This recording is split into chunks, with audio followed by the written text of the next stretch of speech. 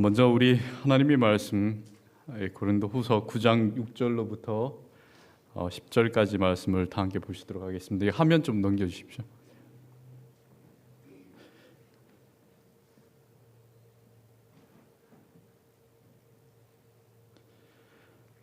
고린도후서 9장 6절로부터 10절까지 말씀을 함께 보시도록 하겠습니다.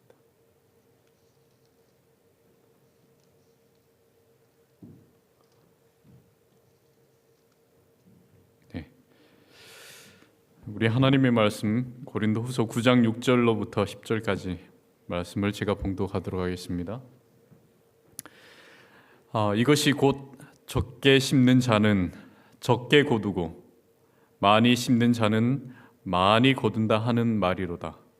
각각 그 마음에 정한 대로 할 것이요 인색함으로나 억지로 하지 말지니 하나님은 즐겨내는 자를 사랑하시느니라.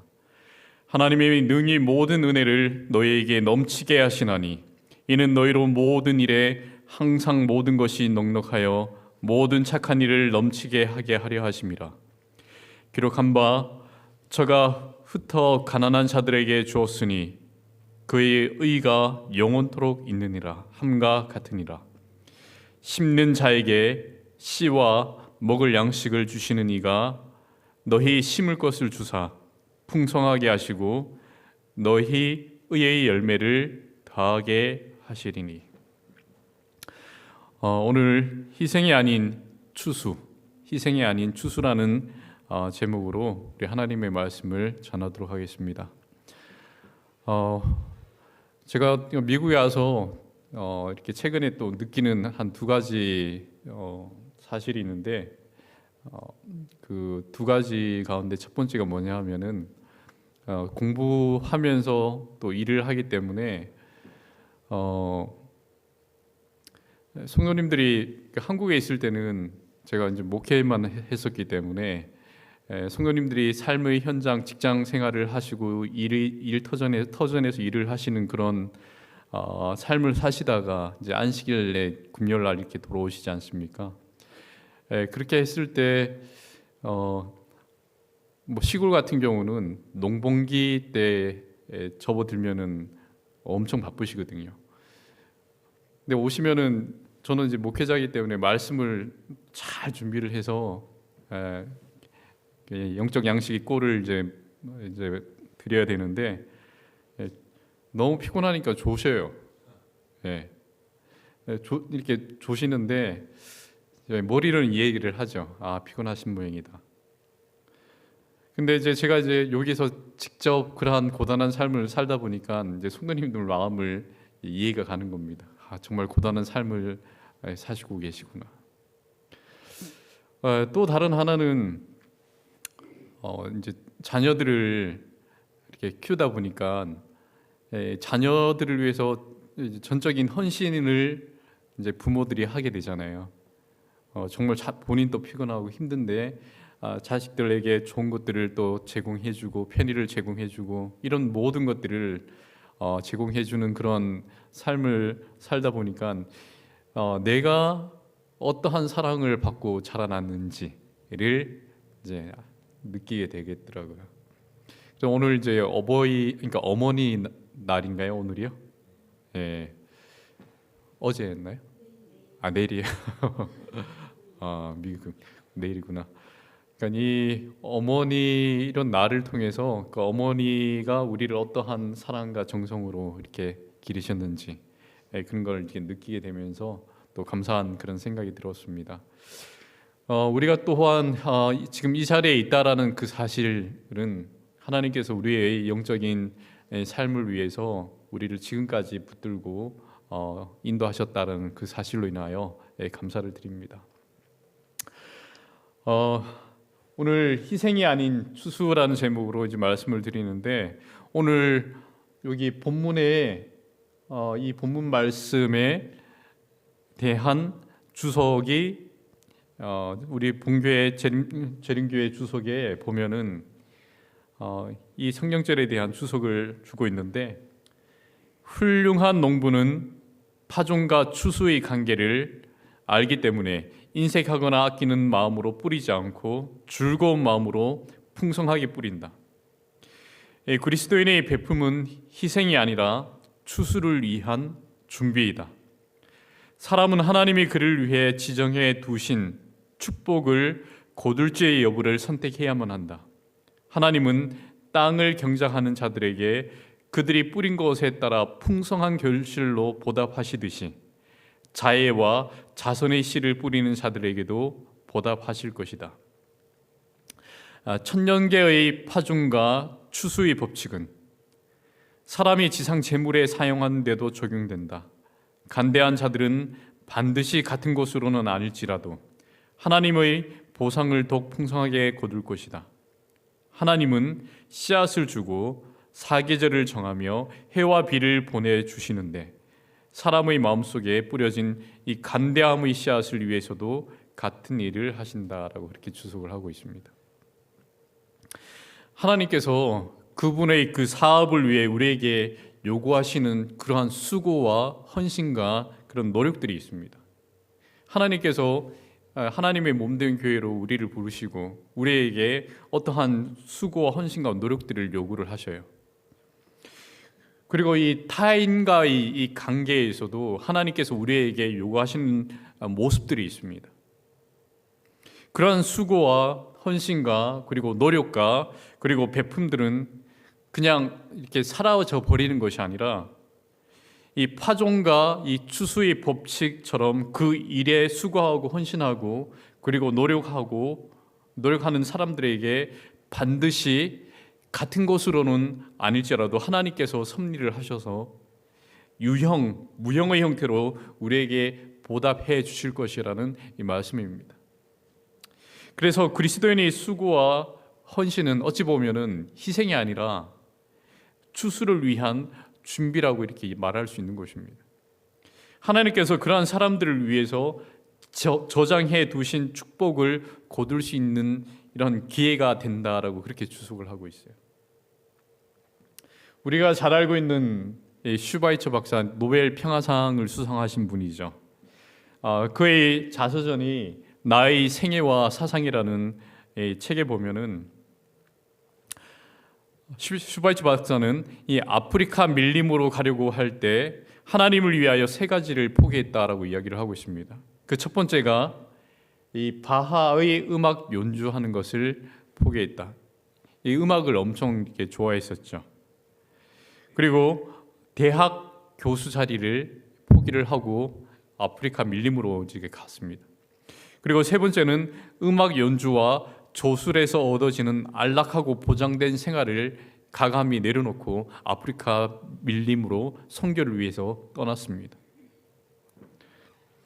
근데 그는 이렇게 이야기합니다. 그러나 하나님은 오히려 더 큰 축복을 나에게 주셨다.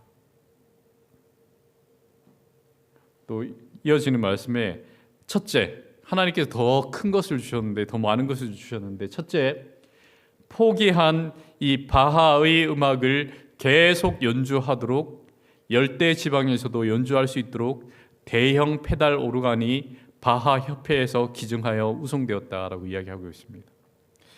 둘째는 포기한 대학 강의는 끝났지만 오히려 세계 각 나라 대학과 유명 명사들이 나를 강연자로 초청하고 있다라고 했습니다.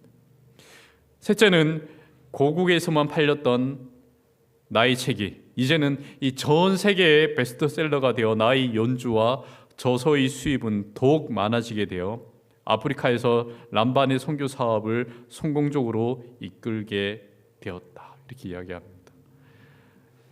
결국엔 나중에는 노벨 평화상까지 이렇게 수상하게 되는 그런 영광을 또한 누리게 되죠. 그러면서 그는 하나님께 희생을 각오했을 때 그 나의 희생을 하나님께서는 오히려 더 큰 열매로 축복하셨다. 그렇게 말씀하였습니다. 하나님께 희생을 각오했을 때 나의 희생을 오히려 더 큰 열매로 축복하셨다. 그래서 교회 증언 사건에 보면은 다 함께 한번 읽어볼까요? 그대가 시작. 그대가 더하기 법칙에 의거하여 살면서 은혜에 은혜를 더하면 하나님께서는 그대에게 그분의 은혜를 곱하기 법으로 주실 것이다. 그대가 더하는 동안 하나님께서는 곱하신다. 슈바이처 박사의 경험 가운데서도 그대로 나오지 않습니까? 우리는 그 하나님께서 주신 은혜를 통해서 더하기로 일하는데 하나님께서는 우리에게 곱하기로 이렇게 일하시는 그런 결과를 주시는 모습을 확인을 할 수가 있습니다. 히브리서 6장 10절에 보면은 하나님이 불의치 아니하다라고 이야기하고 있습니다. 어떤 일에 불의치 아니하는가? 너희 행위와 그의 이름을 위하여 나타낸 사랑으로 이미 성도를 섬긴 것과 이제로 섬기는 것을 잊어버리지 아니하신다. 이 말씀은 다시 말씀드리면은 하나님께서는 그분의 이름을 위하여 우리가 사랑으로 성도를 섬긴 것과 그러니까 봉사하고 헌신하고 수고한 것과 그리고 이제도 섬기는 것을 잊어버리는 망각하시는 불의한 하나님이 아니시다라는 이 말씀입니다. 그러니까 하나님께서는 다시 말씀드리면 그 모든 수고, 헌신들과 노력들, 비록 사람의 눈에 보이지 않는다 하더라도 그 모든 것을 다 아신다, 기억하신다는 하나님임을 보여주고 있습니다. 2002년도에 그 부가태지혜와 그리고 한국연합회 주관으로 청지기 간증문 수기를 공모하는 공모전이 있었습니다.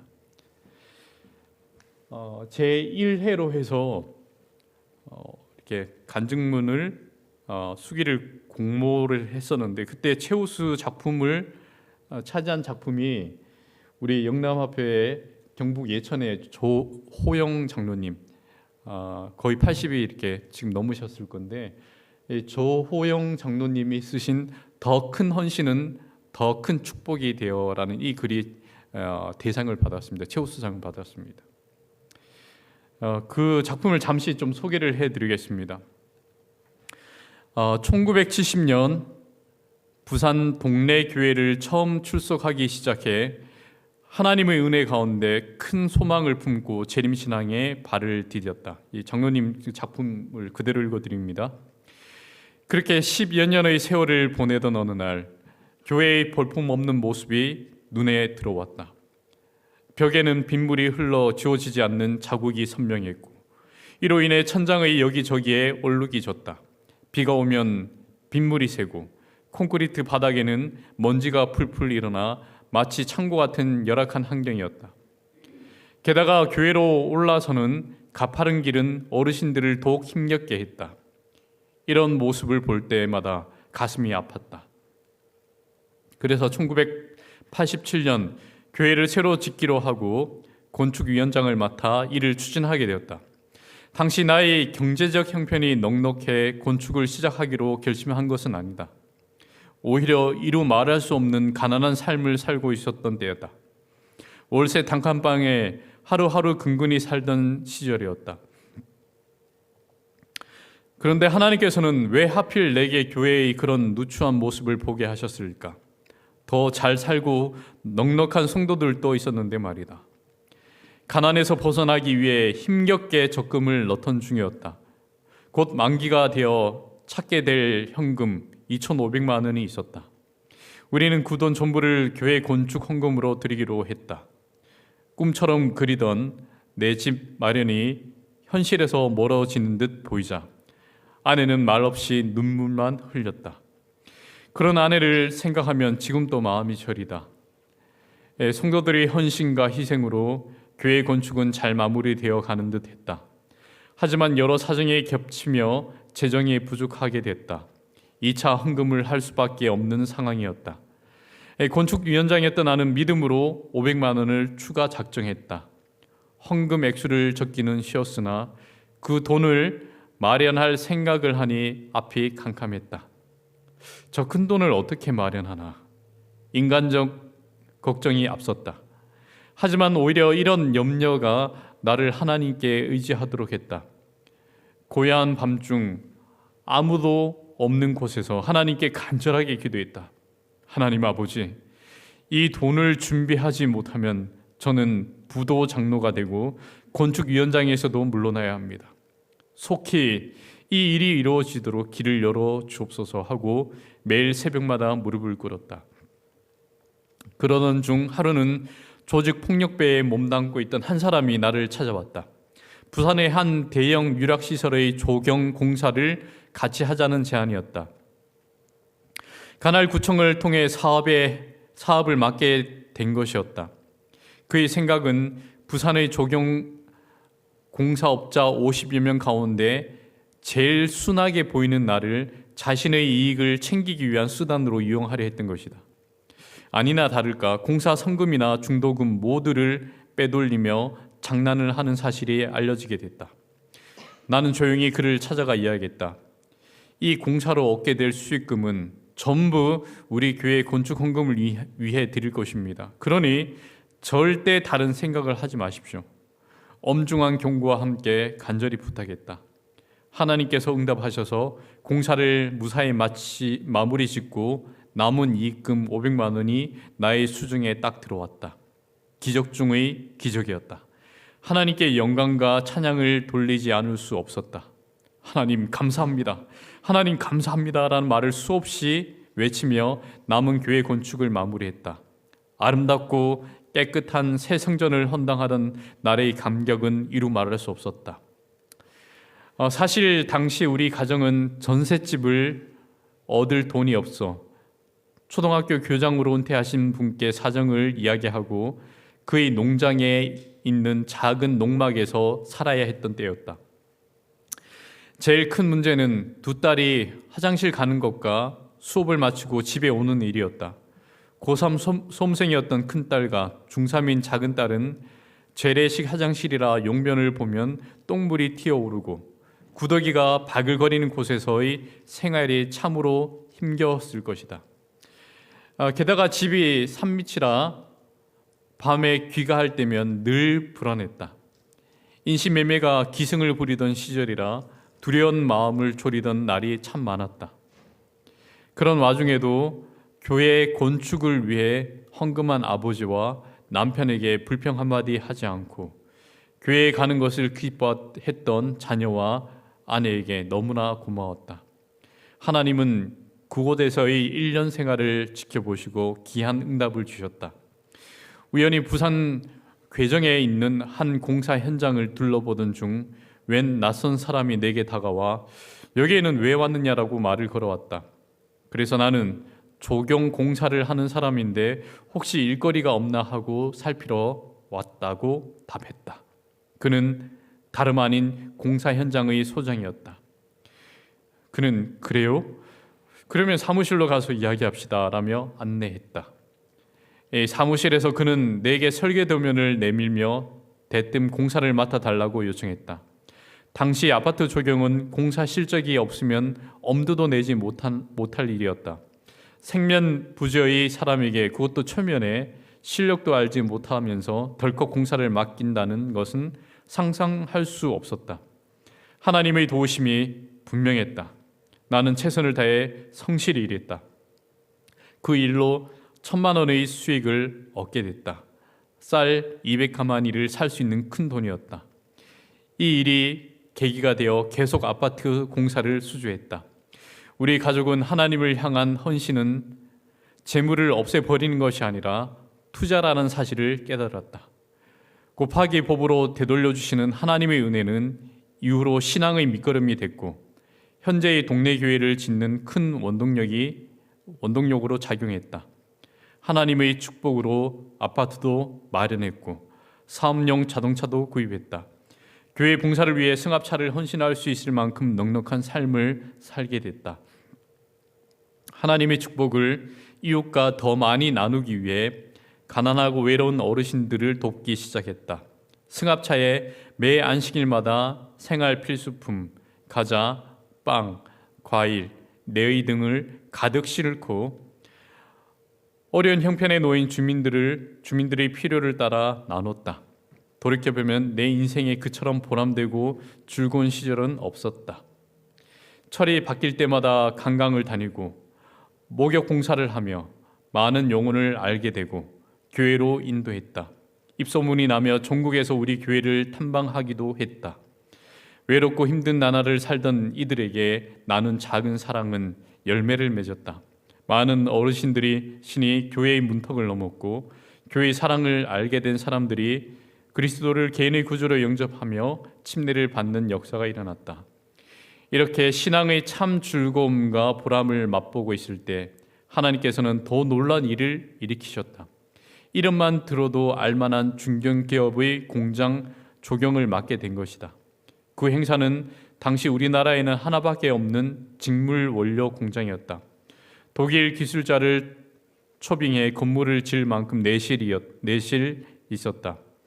작업을 보고는 주변의 공장들도 요청이 밀려와 큰 수익을 보게 됐다. 그 귀한 수익금을 지역의 가난하고 외로운 이들과 수용자들을 위해 최근까지도 사용했다. 이 일을 통해 나는 하나님께서는 일을 시키시고는 그 재정을 충당하기 위해 새로운 일거리를 주신다는 신앙의 지혜를 배웠다. 나의 이 글은 결코 자랑이 아니다. 믿음의 후손들에게 보내는 간증이다. 하나님은 여전히 우리와 함께 하시고 우리의 것을 그저 가져가시는 분이 아니라 우리가 구별하여 드린 것을 반드시 곱절 이상 되돌려 주시는 분이심을 알리고 싶었다. 희생하고 헌신하는 삶이 지금 당장은 어리석게 보이고 형편이 어려워질 수도 있다. 두려운 상황에 놓이거나 막막한 현실 앞에서 시험에 들기도 한다. 하지만 분명히 말할 수 있는 것은 그분은 우리의 인도자 되신다는 사실이다. 하나님은 나의 아들과 딸들을 그리고 아내와 가족 모두를 크신 사랑 안에서 살게 해주셨다. 우리는 지금도 넉넉하지는 않지만 부족함 없이 살고 있다. 그래서 하나님께 감사합니다 라는 고백을 드릴 수밖에 없다.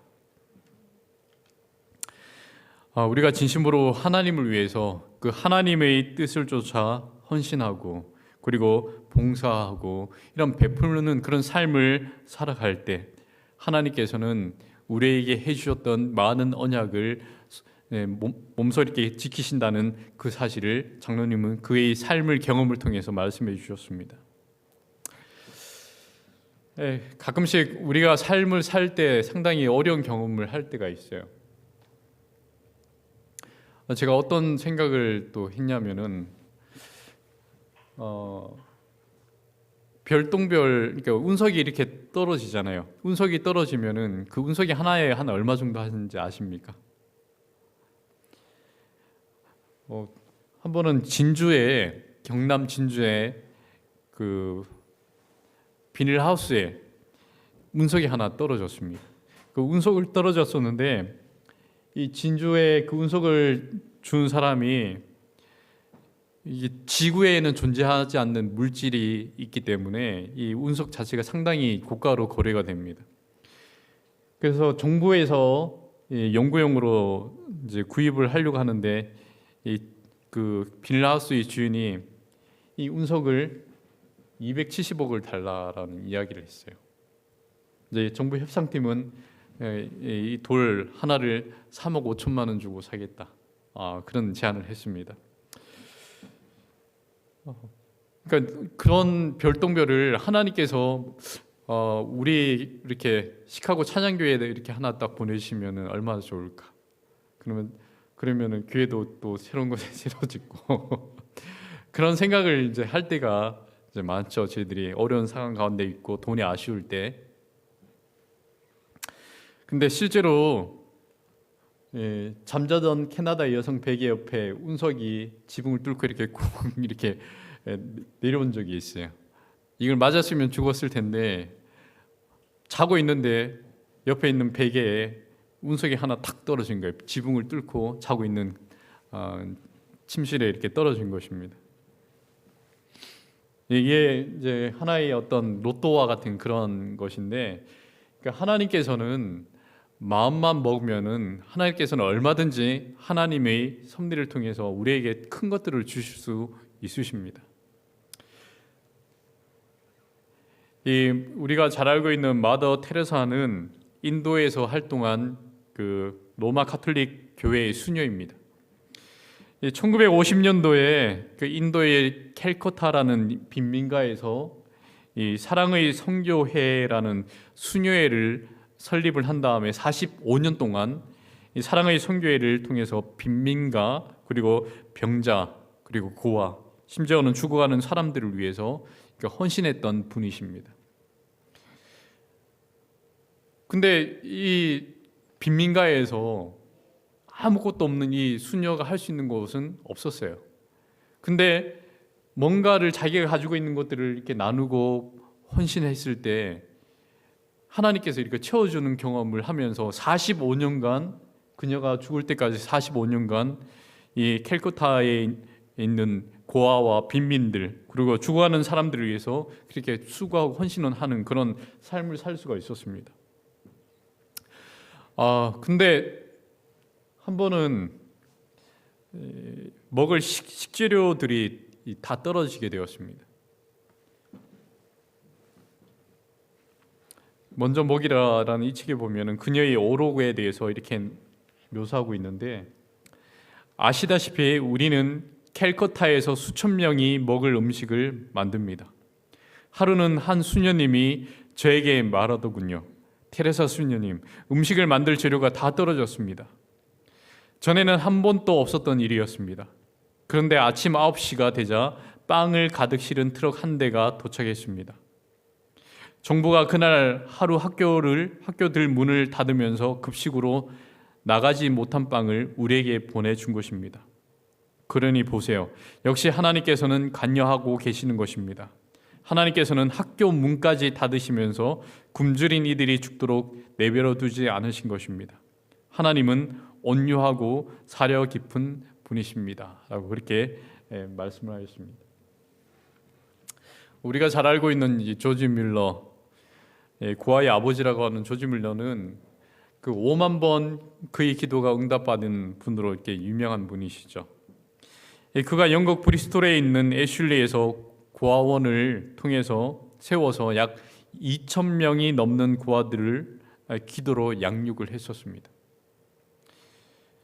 그래서 하나님은 고아의 아버지라는 시편 68편 5절의 말씀을 통해서 66년 동안 고아들을 양육하는 일을 했습니다. 근데 정부의 어떠한 도움도 받지 않고 2,000명이 넘는 고아들에게 어떻게 하루 3끼씩 그렇게 음식을 제공해 줄 수가 있었을까? 그가 어떻게 이렇게 큰 일을 할 수 있었는가라는 이 질문에 대해서 그가 답하기를 하나님만 의지했기 때문에 라는 그런 간단한 답을 주었습니다. 그는 전적으로 하나님께 의지를 했습니다. 그래서 그의 생애를 통해서 5만 번 이상 기도의 응답을 받으면서 그 일을 통해서 15만 명이 넘는 고아들을 먹이는 고아의 아버지라는 그런 별명을 갖고 그의 삶을 고아들을 위해서 수고하는 삶을 살았습니다. 그가 그렇게 할 수 있었던 그 비결은 바로 하나님을 전적으로 의지했기 때문이었습니다. 그가 이제 브리스톨에 있던 이 고아원이죠. 2,000명을 수용할 수 있는 이 고아원이고, 한 번은 그 먹을 음식이 다 떨어졌습니다. 그 아침에 2,000명이나 되는 이 고아원들과 그 직원들이 모여 있는데 음식이 없는 거예요. 그래서 2,000명이 아니라 400명입니다. 400명이 그 당시에는 400명인데 고아들과 함께 빈 식탁에 앉아서 먹을 음식이 없었기 때문에 같이 머리를 숙이고 손을 붙잡고 하나님께 기도를 했습니다. 하나님, 저에게 지금 먹을 양식이 다 떨어졌습니다. 이 고아들을 먹일 양식이 떨어졌는데 어떻게 합니까? 하나님, 저희들을 도우셔서 이 배고픔을 채워주소서라고 기도를 했을 때 그 기도가 딱 끝나자마자 마차 한 대가 고아원 앞으로 도착을 했습니다. 그 마차에는 뭐가 있었냐면은 가꾸운 빵과 그리고 신선한 우유가 배달된 것입니다. 그 이유가 뭐냐면은 인근 이 공장에 종업원들 그 야유회가 있었는데 그 야유회 때 쓰기 위한 빵과 우유를 만들었는데 그날 아침에 폭우가 쏟아지면서 그 계획들이 무산되면서 그 빵과 우유가 조지 밀러가 있는 고아원에 배달이 된 것입니다.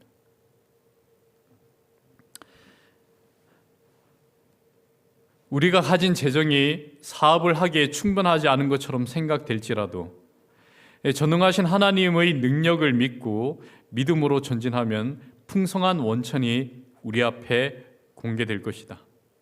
그 사업이 하나님께 속한 것이면 그 일을 성취시키기 위하여 그분께서 친히 재정을 준비하실 것이다. 그분께서는 당신을 정직하고 단순하게 의뢰하는 자들에게 보답해 주실 것이다.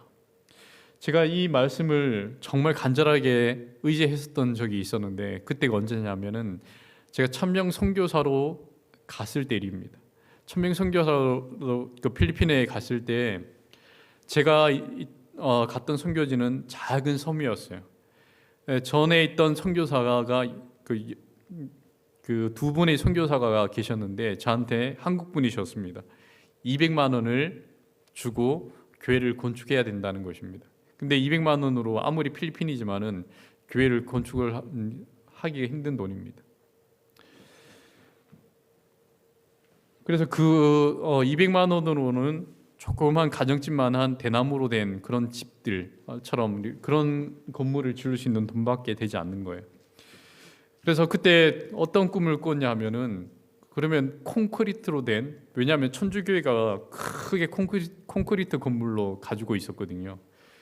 근데 하나님의 그 진례의 등대라고 하는 제7일 안식일 예수 재림교회가 딸랑 대나무로 지은 교회로 있는다는 것은 말이 안 된다라고 생각했기 때문에 그러면 시멘트로 된 건물을 짓자, 그렇게 결심을 했었습니다. 근데 돈이 있어요, 없어요? 전임 선교사가 전달해준 200만 원 말고는 없어요. 그때 저희들이 월급이, 선교사 월급이 한 달에 얼마였냐면은 4만 원이었어요. 4만 원이었습니다. 근데 이 4만 원 가지고 뭐 언제 그 1년 동안 이제 선교사로 봉사하는데 언제 돈을 모아가지고 그 교회 건축을 할 수가 있어요? 일단 이제 부지를 위해서 기도를 하고 하나님께서 가장 적절한 부지를 준비를 해주셨고 그 부지를 이제 구입을 했습니다. 근데 이제 그걸 구입한 부지에 교회를 건축을 해야 되는데 재정 자체가 부족했습니다. 그래서 어떤 방법을 했냐면은 직접 몇몇 되지 않는 성도님들과 함께 기초 공사를 했습니다. 우리가 할 수 있는 것들은 기초 공사를 하고 땅을 파고 거기에 이제 돌을 메꾸고 큰 바위들 그리고 자갈들 돌들을 메꾼 다음에 바닥 자체를 튼튼하게 만들었어요. 왜냐하면 그 바로 해변 근처에 모래 사장이었기 때문에 그 모래의 땅을 파서 단단한 기초가 나올 때까지 땅을 판 다음에 돌로 이렇게 메꾸는 그런 과정을 가졌습니다. 근데 이제 본격적으로 이제 돈이 들어가는 이제 철골이라든지 시멘트를 약 한 3일 배를 타고 가야 되는 그 마닐라까지 가서 건축 재료를 사와야 되는데 돈이 없는 것입니다. 근데 우리가 할 수 있는 일을 최선을 다했을 때 그 나머지 부분에 대해서 하나님께서 채워주시는 그런 경험들을 이 교회 건축을 하는 과정 가운데서 하나님께서 채워주셨어요. 그래서 이 말씀을 간절하게 하나님의 주신 약속을 붙들고 그 교회 건축을 추진을 하면서 매 순간순간마다 채워주시는 그런 경험을 하면서 교회 건축을 진행해 나갈 수가 있었습니다. 그래서 우리가 가진 재정이 사업을 하기에 충분하지 않은 것처럼 생각될지라도 전능하신 하나님의 능력을 믿고 믿음으로 전진하면 풍성한 원천이 우리에게 공개될 것이다 라는 이 말씀을 믿고 추진을 했죠. 하늘에 계신 주님의 사업에 현명하고 경제적으로 사용된 적은 물질은 나눠주는 바로 그 행위를 통하여 증가할 것이다. 그리스도의 수중에 있던 소량의 양식은 굶주린 군중이 배부르기까지 감소되지 않고 남아 있었다. 우리가 받기 위하여 믿음의 손을 내밀고 모든 능력의 근원이 되시는 분께 나아갈 때 우리는 가장 절망적인 환경 아래서도 사업을 계속 유지할 수 있을 것이며 남에게 생명의 떡을 주게 될 것이다. 근데 이때 저희가 4만 원 받았다라고 했잖아요, 한 달에. 두 명의 파트너, 저 파트너와 저랑 같이 있기 때문에 한 달에 약 2만 원씩, 개인당 2만 원씩 교회 건축을 위해서 돈을 헌신을 하고 나머지 2만 원 가지고 쌀을 사고 뭐 먹을 것들을 이렇게 사야 되는 그런 상황이었습니다. 근데 2만 원 가지고 솔직히 아무리 필리핀이라도 살기가 힘들거든요. 쌀이 다 떨어지고, 그리고 빵이 50원짜리 빵이 조그만 이런 빵이 있는데 그 빵을 너무 먹고 싶은 거예요. 근데 돈 50원만 있으면 저 빵을 먹을 수 있는데 돈이 50원이 없는 거예요. 그래서 하나님 정말 빵이 먹고 싶은데 근데 돈이 없습니다 라고 이야기를 드렸는데, 근데 이제 방문을 갔는데, 이제 선교를 위해서 방문을 가잖아요. 방문을 가는데 접시에다가 빵을 이제 계단식으로 쌓아가지고 먹으라고 주신 거예요. 얼마나 이렇게 감동이 됐는지 모릅니다. 아무튼 저희가 할 수 있는 한 최선을 다해서 이렇게 했고, 또 교회 건축을 해나가는데 보통 우리 교회 건축을 해나갈 때 기초 공사를 한 다음에 교회 테두리 지붕과 그 기둥을 공사를 하잖아요. 근데 그때 저희가 그 감독관으로 필리핀 현재 주민을 그 감독관으로 세울 때 기둥을 먼저 세운 다음에 그 위에다가 나중에 시멘트를 이렇게 붓는 그런 과정을 가졌는데, 근데 매 할 때마다 돈이 없다 보니까 기둥을 세워놓고 지붕을 뻥 뚫린 교회밖에 되지 않는 겁니다. 돈이 없으니까. 뚫린 지붕을 보면서 하나님께, 하나님의 몸된 교회, 하나님의 진리의 등대인 제7안식 예수재림교회가 교회를 건축하다가 뻥 뚫린 하늘만 있는 그런 교회가 되면 안 됩니다. 저희들에게 좀 제공해 달라고, 이 교회의 공사를 마칠 수 있는 도움을 달라고 이렇게 기도를 했습니다. 근데 결과적으로 말씀드리면은 결국 하나님께서는 다양한 방법으로 일본에서, 중국에서, 또 한국에서 또 도움의 손길을 주셔서 이 교회를 공사를 마칠 수가 있었어요. 교회를 공사를 마쳤는데, 근데 보통 필리핀 같은 경우는 그 시멘트로 교회를 이렇게 세운 다음에 지붕은 뻥 뚫려 놓고 양철판으로 이렇게 메꾸는 방식으로 합니다. 그러니까 비가 내리면은 다다다다닥 거리는 그런 소리를 듣는데, 저는 이제 시멘트로 다 덮어버렸어요. 그래서 지붕 공사하는 데만 하더라도 거의 한 20명이 한 이틀 정도 해가지고 이렇게 붓는 그런 공사를 했었습니다. 저희들도 다 포함해가지고. 근데 나중에 떠난 다음에 교회의 어떤 상황을 워낙 오지에 있었기 때문에 알 수가 없었어요. 근데 나중에 영남 앞에 있는 한 목사님 댁에 우연히 좀 볼 일이 있어서 가게 됐는데, 본인이 졸업하기 전에 선교팀이랑 선교지를 방문을 가서 전도회를 했습니다. 여름 성경학교와 전도회를 했는데, 근데 영상이 있는 거예요. 근데 영상을 딱 보니까 어딘가 익숙한 것입니다. 보니까 제가 갔던 선교지에 교회 건축했던 그 교회 건축물 안에서 전도회를 하고 성경학교를 했던 것입니다.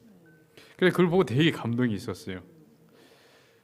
근데 참고로 우리나라처럼 외벽을 뭐 페인트로 칠하고 그런 게 아닙니다. 선교지는 그냥 있는 시멘트 색깔, 빛깔 그대로 유지한 채 페인트 칠하지 않고 그냥 교회를 이렇게 쓰는 구조인데, 아무튼 여기서 제가 영상을 한번 보여드릴게요.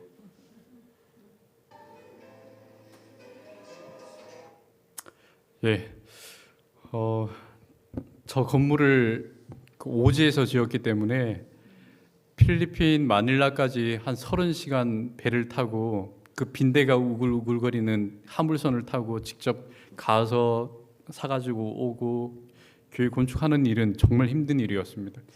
시멘트 다 뒤집어 쓰고 일 끝나면은 또 그 바닷물에서 이렇게 몸 한번 담갔다가 씻어낸 다음에 또 집에 가서 이제 우물 곁에 가가지고 이렇게 물을 길어 오른 다음에 그냥 샤워하고 그런 정말 힘든 과정을 했는데 정말 이런 과정을 거쳐서 지어졌던 하나님의 은혜를 통해서 지어졌던 이 교회 때문에 애착이 되게 많거든요. 그래서 이 자체 하나하나가 저에게는 엄청난 감동이었습니다.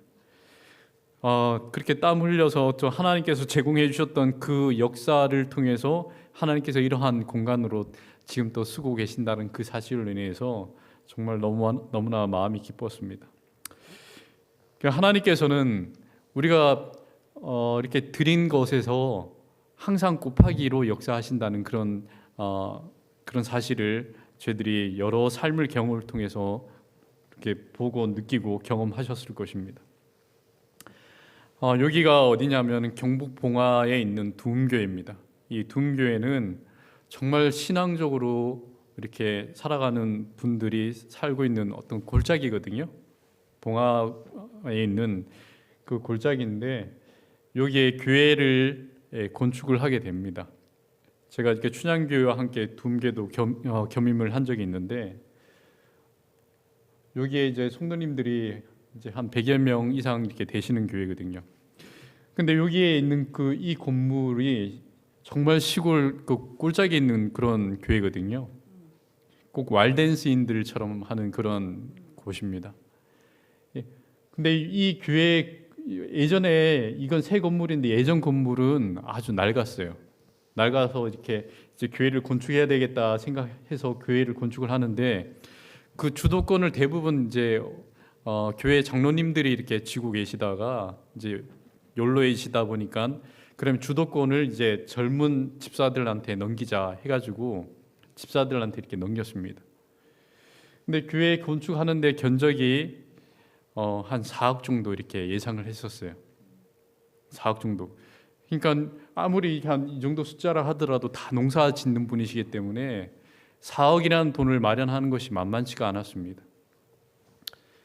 근데 이제 피가 끓는 젊은 집사님들한테 이렇게 주도권을 준 다음에 교회 건축을 이제 해라. 왜냐하면 목수 일을 하시는 집사님들도 여러 계셨기 때문에 그래 공사를 이제는 그 4억에 맞춰서 하지 말고 먼저 원하는 그 교회에 대한 어떤 이상을 딱 가진 다음에 그 설계도를 가지고 이제 교회 공사를 하는 겁니다. 근데 교회 내부는 이렇습니다. 예. 이제 헌당 예배를 드릴 텐데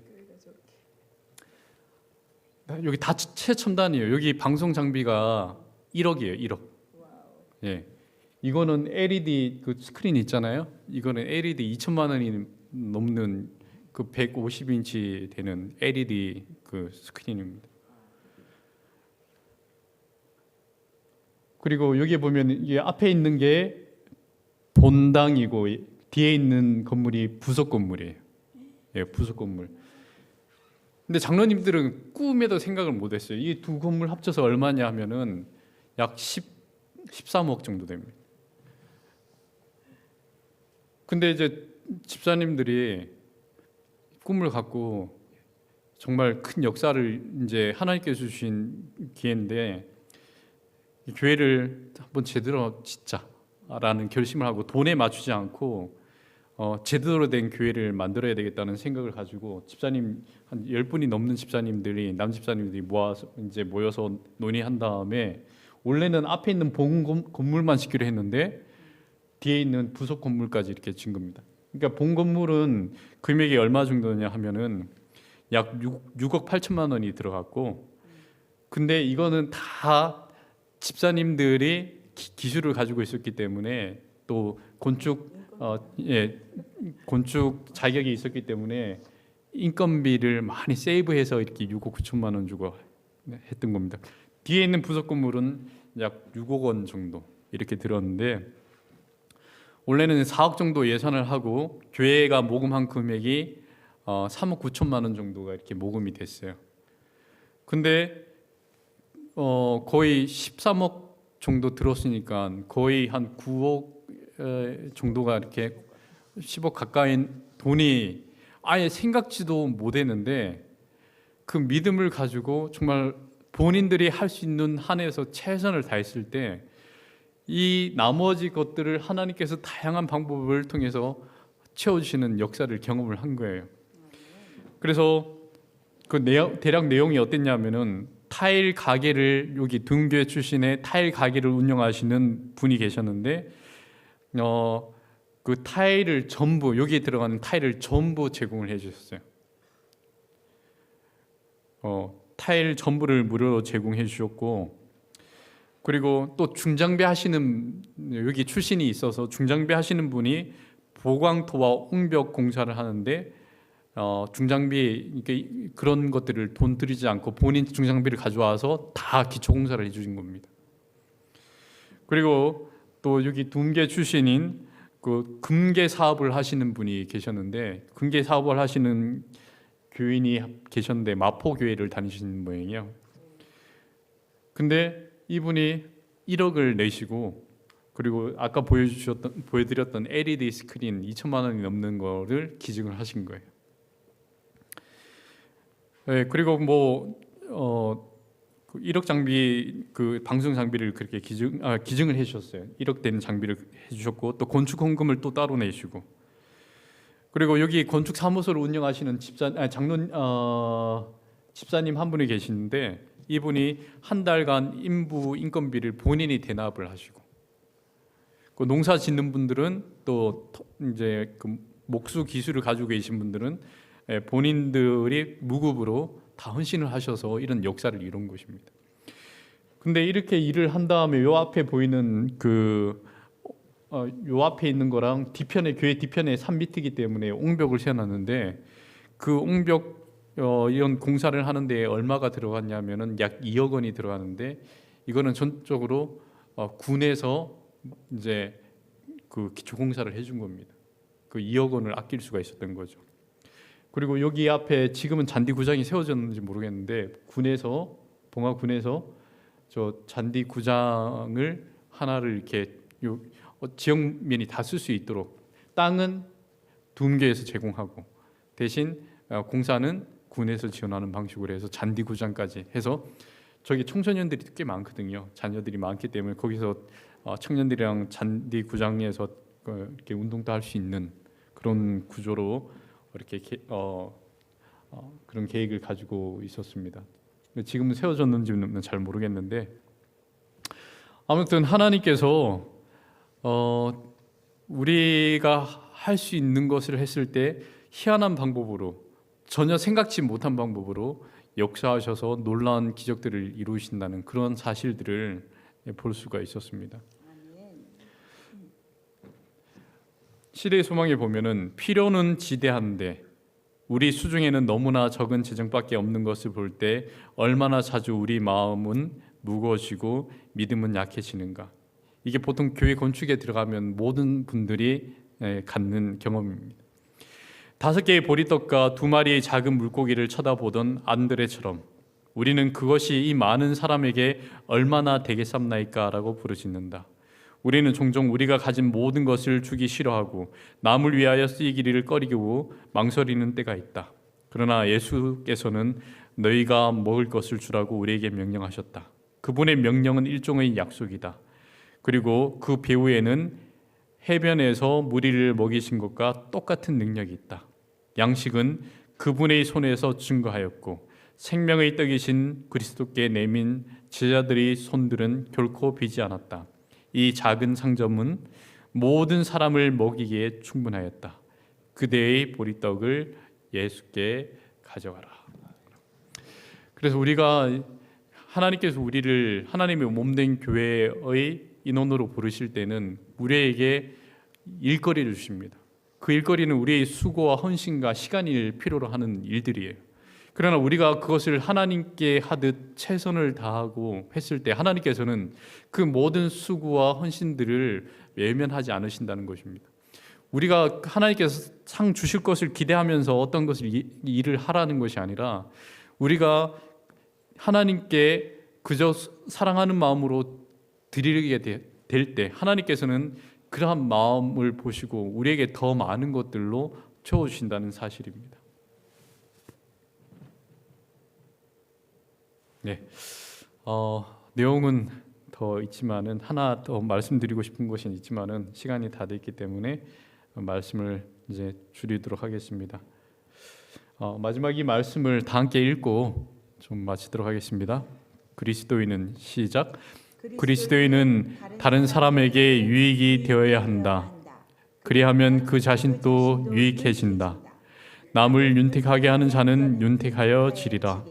이거는 하나님의 공급의 법칙, 곧 끊임없는 순환을 통하여 영구히 그 근원으로 되돌아가는 태양의 물처럼 은혜의 물줄기가 지속되도록 하나님께서 이제 의도하시는 법칙이다라고 하겠습니다.